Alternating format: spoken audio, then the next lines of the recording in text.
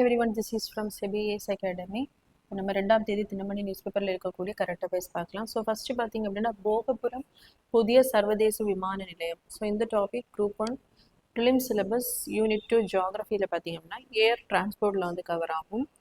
So நம்ம நாட்டில் வந்து 12 ஆண்டுகளில் 74லிருந்து 166ஆக விமான நிலையங்கள் வந்து அதிகரிச்சிட்டு இருக்கு. ஸோ இப்போது ஆந்திர பிரதேசத்தில் பார்த்தீங்க அப்படின்னா புதுசாக ஒரு இன்டர்நேஷ்னல் விமான நிலையத்தை வந்து தொடங்கி வச்சிருக்காங்க. ஸோ இதனுடைய பேர் பார்த்தீங்கன்னா போகபுரம் அல்லூரி சீதாராம ராஜு சர்வதேச விமான நிலையம். ஸோ இதை பார்த்தீங்கன்னா நம்மளுடைய பிரதம அமைச்சர் தான் தொடங்கி வச்சிருக்காங்க. ஸோ இந்த அல்லூரி சீதாராம ராஜு அப்படிங்கிறவர் பிரிட்டிஷ் காலத்தில் பார்த்தீங்கன்னா ஒரு ஃப்ரீடம் ஃபைட்டராக வந்து இருந்திருப்பாரு. ஸோ இது வந்து அரசு தனியார் பங்களிப்பு முறையின் கீழே தான் இந்த விமான நிலையம் வந்து தொடங்கப்பட்டிருக்கு. ஸோ தமிழ்நாட்டில் இருக்கக்கூடிய இன்டர்நேஷ்னல் ஏர்போர்ட் பார்த்தீங்க அப்படின்னா மதுரை, திருச்சி, சென்னை மற்றும் கோயம்புத்தூர். நெக்ஸ்ட் பார்த்தீங்கன்னா தமிழகத்திற்கு ரூபாய் 446 கோடி வரி பகிர்வு தொகையை விடுவித்தது மத்திய நிதித்துறை. ஸோ இந்த topic group 1 main syllabus paper 4 எக்கனாமிக்ஸில் ஃபினான்ஸ் கமிஷனில் வந்து நமக்கு கவர் ஆகும். ஸோ சென்டருக்கு வரக்கூடிய அந்த டேக்ஸை பார்த்தீங்க அப்படின்னா வரி பகிர்வு பண்ணுவதற்கான ரெக்கமெண்டேஷன் கொடுக்கக்கூடிய அமைப்பு தான் பார்த்தீங்க அப்படின்னா ஃபினான்ஸ் கமிஷன். ஸோ ஆர்டிக்கல் நம்ம கான்ஸ்டியூஷனில் article 280 explains about the finance commission. So finance commission பார்த்தீங்கன்னா நமக்கு இப்போது 16வது ஃபினான்ஸ் கமிஷன் அடிப்படையில் தான் இந்த வரி பகிர்வானது வழங்கப்பட்டு வருகிறது. ஸோ இப்போது 16th finance commission Aravind Panagariya இவருடைய தலைமையில தான் இந்த 2026 to 31 ஆண்டிற்கான அந்த வரி பகிர்வை வந்து முடிவு பண்ணுறதுக்கான இந்த ஃபினான்ஸ் கமிஷன் தான் போட்டிருப்பாங்க. அதன் அடிப்படையில் பார்த்தீங்கன்னா இவங்க வந்து 41% வந்து ரெக்கமெண்ட் பண்ணியிருப்பாங்க. ஸோ எதன் அடிப்படையிலனா வெர்டிக்கல் டெவல்யூஷன் பார்த்தீங்க அப்படின்னா 41%. அதுக்கப்புறமா ஹொரிசாண்டல் டெவல்யூஷன் பார்த்தீங்கன்னா ஒவ்வொரு ஸ்டேட்ஸினுடைய அந்த நிறைய க்ரைட்டீரியா பேசிஸில் தான் என்ன பண்ணுவாங்க அப்படின்னா டேக்ஸ் டெவல்யூஷனை கொடுப்பாங்க. அதையும் இந்த ரெக்கமெண்டேஷன் பண்ணக்கூடிய அமைப்பு வந்து ஃபினான்ஸ் கமிஷன். ஸோ இந்த வருடத்தில் பார்த்தீங்க அப்படின்னா நமக்கு இன்கம் டிஸ்டன்ஸ் 42.5%. அதுக்கப்புறமா பாப்புலேஷன் 2011 இதுக்கு பார்த்தீங்க அப்படின்னா 17.5%. ஏரியா 10%. ஃபாரஸ்ட் 10%. அதுக்கப்புறமா கான்ட்ரிபியூஷன் டு ஜிடிபி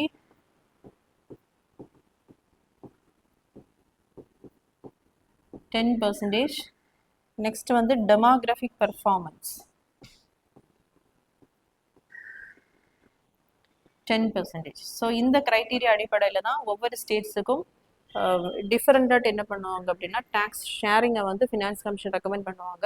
ஸோ இந்த 16th ஃபினான்ஸ் கமிஷன் பார்த்தீங்கன்னா இந்த 41%ல் இன்கம் டிஸ்டன்ஸ், அதாவது 2 ஸ்டேட்டுக்கு இன்கம் கம்மியாக வரக்கூடிய ஸ்டேட்ஸுக்கு இன்னும் என்ன பண்ணுவாங்க அப்படின்னா அதிக ரெக்கமெண்டேஷன் கொடுப்பாங்க. பாப்புலேஷன் 2011 அடிப்படையில் பாப்புலேஷன் அதிகமாக இருக்கக்கூடிய அந்த ஸ்டேட்ஸுக்கு பார்த்தீங்கன்னா இந்த 17.5ல் வந்து அதிக ஷேர் போகும். நெக்ஸ்ட் ஏரியா, ஃபாரஸ்ட், ஸோ இந்த 16th ஃபினான்ஸ் கமிஷனில் நமக்கு கான்ட்ரிபியூஷன் டு ஜிடிபி அப்படிங்கிறத புதுசாக ஒரு க்ரைட்டீரியா வந்து ஆட் பண்ணியிருப்பாங்க. ஸோ இதுக்கு முன்னாடி அந்த டேக்ஸ் எஃபோர்ட்ஸ் எடுத்த ஸ்டேட்ஸுக்கு வந்து க்ரைட்டீரியா வந்து வழங்கப்பட்டிருக்கும். ஸோ 15th ஃபினான்ஸ் கமிஷன் பார்த்தீங்க அப்படின்னா என்கே சிங் தலைமையில் வந்து அவங்க ரெக்கமெண்டேஷன் கொடுத்துருப்பாங்க.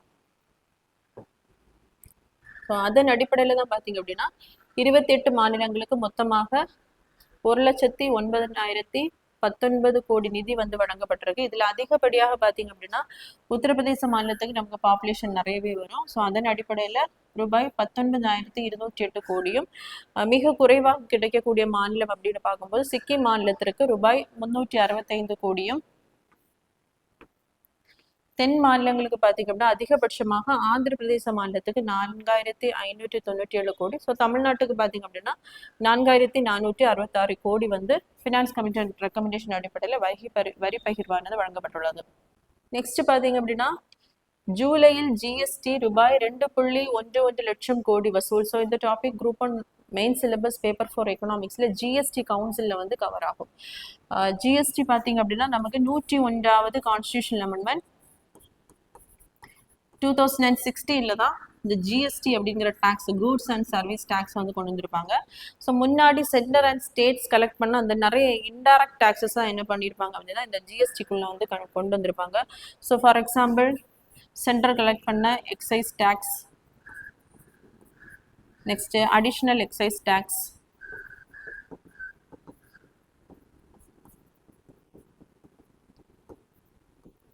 ஸோ தேர்ட் பார்த்தீங்க அப்படின்னா service tax. So central government இந்த இன்டைரக்ட் டேக்ஸ், ஸ்டேட் பார்த்தீங்க அப்படின்னா value added tax, entertainment tax. So இந்த மாதிரி பல்வேறு விதமான அந்த இன்டைரக்ட் டேக்ஸ் எல்லாமே இந்த ஜிஎஸ்டி கீழே வந்து கொண்டு வந்திருப்பாங்க. ஸோ இதன் அடிப்படையில் பார்த்தீங்க அப்படின்னா நமக்கு 101வது சட்ட திருத்தத்தின்படி இதற்காக ஒரு ஜிஎஸ்டி கவுன்சில் பார்த்தீங்கன்னா ஆர்டிகல் 279A பிரசிடென்ட் வந்து அவருடைய ஆர்டரின் படி ஒரு ஜிஎஸ்டி கவுன்சிலை வந்து ஏற்படுத்தப்பட வேண்டும் அப்படின்னு சொல்லக்கூடியதான் ஆர்டிகல் 279A. ஸோ இதில் 246A அப்படிங்கிற ஆர்டிகிளை வந்து இந்த 101வது சட்டத்திட்டத்தில் வந்து ஆட் பண்ணியிருப்பாங்க. இதன் அடிப்படையில் பார்த்தீங்கன்னா இந்த கூட்ஸ் அண்ட் சர்வீஸ் டேக்ஸுக்கு both parliament and state legislatures என்ன பண்ணலாம்னா சட்டங்களை இயற்றலாம் அப்படின்னு சொல்லக்கூடியதான் 246A.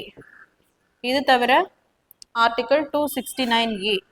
269A என்ன அப்படின்னா இப்போ நமக்கு ஒரு ஸ்டேட்ல இன்டைரக்ட் டேக்ஸ் பார்த்தீங்க அப்படின்னா கூட்ஸ் அண்ட் சர்வீஸ் டேக்ஸுக்கு ஒரே ஸ்டேட்ல ப்ரொடக்ஷன் ப்ளஸ் அங்கே வந்து consumption, it is a destination, எங்கே வந்து கன்சம்ஷன் பண்ணப்படுதோ அங்கே தான் இந்த டேக்ஸ் வந்து வசூலிக்கப்படும். அதன் அடிப்படையில் ஒரு ஸ்டேட்டுக்குள்ளே பார்த்தீங்க அப்படின்னா இந்த டேக்ஸ் கலெக்ட் பண்ணுறதா இருந்தால் இதில் வந்து சிஜிஎஸ்டி ப்ளஸ் எஸ்ஜிஎஸ்டி வரும்.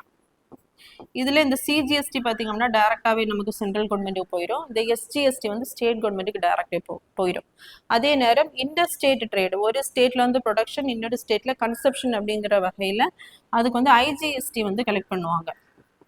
அதாவது integrated goods and service tax. இதில் வந்து சென்டர் தான் என்ன பண்ணுவாங்கன்னா ஃபுல்லாகவே கலெக்ட் பண்ணுவாங்க. ஆனால் அதுக்கப்புறம் டிஸ்ட்ரிபியூஷன் வந்து சென்டர் அண்ட் ஸ்டேட்ஸ் போத் வந்து பகிர்ந்து கொள்வாங்க. ஸோ அதுதான் என்ன அப்படின்னா ஐஜிஎஸ்டி.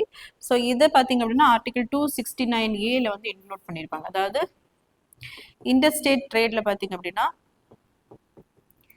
சென்டர் வந்து டேக்ஸை வந்து கலெக்ட் பண்ணுவாங்க. அதுக்கப்புறமா ஸ்டேட்ஸுக்கு வந்து டிஸ்ட்ரிபியூஷன் பண்ணணும் அப்படின்னு சொல்லக்கூடியதான் பார்த்தீங்கன்னா ஆர்டிகல் 269A. ஸோ இதன் அடிப்படையில் தான் பார்த்தீங்க அப்படின்னா இந்த ஜிஎஸ்டி டேக்ஸு ஜூலை மாதத்திற்கு 2.11 லட்சம் கோடி வந்து வசூலிக்கப்பட்டுள்ளது. ஸோ இதில் அதிகப்படியாக ஒவ்வொரு மாதமும் வரக்கூடிய அந்த ஜிஎஸ்டி டேக்ஸை பார்த்தோம் அப்படின்னா அதிகப்படியாக கடந்த ஏப்ரல் மாதம் ரூபாய் 2.43 லட்சம் கோடியாக வசூலிக்கப்பட்டிருக்கு. ஸோ 2017 இது வரைக்கும் இது வந்து அமல்படுத்துதல் இருந்து அதிகமாக வசூலித்தது பார்த்தீங்க அப்படின்னா ஏப்ரல் மாதம் 2.43 லட்சம் கோடி. இதில் பார்த்தீங்கன்னா வரக்கூடிய அந்த இன்டகிரேட்டட் கூட்ஸ் அண்ட் சர்வீஸ் டேக்ஸை பார்த்தீங்கன்னா ஸ்டேட்ஸுக்கு வந்து டிஸ்ட்ரிபியூஷன் பண்ணி கொடுப்பாங்க. ஸோ இதில் இந்த ஜிஎஸ்டி கவுன்சிலில் பார்த்தீங்க அப்படின்னா இவங்களுடைய செக்ரட்டரியேட் வந்து டெல்லி. இதில் இருக்கக்கூடிய மெம்பர்ஸ் ஃபினான்ஸ் மினிஸ்டர் வந்து சேர்மனாக இருப்பாங்க. இது தவிர union finance minister in charge of revenue or finance வந்து இதில் மெம்பராக இருப்பாங்க. இது தவிர ஒவ்வொரு ஸ்டேட்டில் இருக்கக்கூடிய அந்த ministers of in charge for taxation இல்லைன்னா ஃபினான்ஸ் இல்லைன்னா ஸ்டேட் கவர்மெண்ட் ரெக்கமெண்ட் பண்ணக்கூடிய ஒரு மெம்பர் வந்து இதில் சேர்மனாக இருப்பாங்க. இதில் இருக்கக்கூடிய மெம்பர்ஸை பார்த்தீங்கன்னா ரொட்டேஷன் அடிப்படையில் வைஸ் சேர்மனை வந்து சூஸ் பண்ணுவாங்க. இது மட்டும் இல்லை central board of indirect taxes and customs. So இவங்க வந்து இதில் வந்து பெர்மனன்ட் இன்வைட்டியாக வந்து இதில் இருப்பாங்க. ஸோ வந்து இவங்க வந்து மீட்டிங் போட்டு கூட்ஸ் அண்ட் சர்வீஸ் டேக்ஸை வந்து எந்தெந்த சேஞ்சஸ் கொண்டு வரலாம் அப்படிங்கிறத டிஸ்கஸ் பண்ணுவாங்க. அதன் அடிப்படையில் மட்டும்தான் ஜிஎஸ்டி கவுன்சிலின் அடிப்படையில் தான் இந்த சிஜிஎஸ்டி, எஸ்ஜிஎஸ்டி, ஐஜிஎஸ்டி இதெல்லாமே என்ன பண்ண முடியும் அப்படின்னா both parliament and state legislatures அதுக்கான லெஜிஸ்லேஷனை கொண்டு வந்து சேஞ்ச் பண்ணுவாங்க. ஸோ இதில் ஓட்டிங் வெயிட்டேஜ் உண்டு. ஸோ இதுக்கான அந்த ஜிஎஸ்டி கவுன்சிலுக்கான கோரம் பார்த்தீங்கன்னா 1/2 மெம்பர்ஸ் கண்டிப்பாக இருக்கணும். ஸோ இதில் வெயிட்டேஜ் வந்து சென்ட்ரல் கவர்மெண்ட்டுக்கு பார்த்தீங்கன்னா 1/3, ஸ்டேட் கவர்மெண்ட் 2/3 வெயிட்டேஜ் வந்து இருக்கு. ஸோ இப்போ இருக்கக்கூடிய ஸ்லாப் பார்த்தீங்க அப்படின்னா 0%, 5% அண்ட் 28%.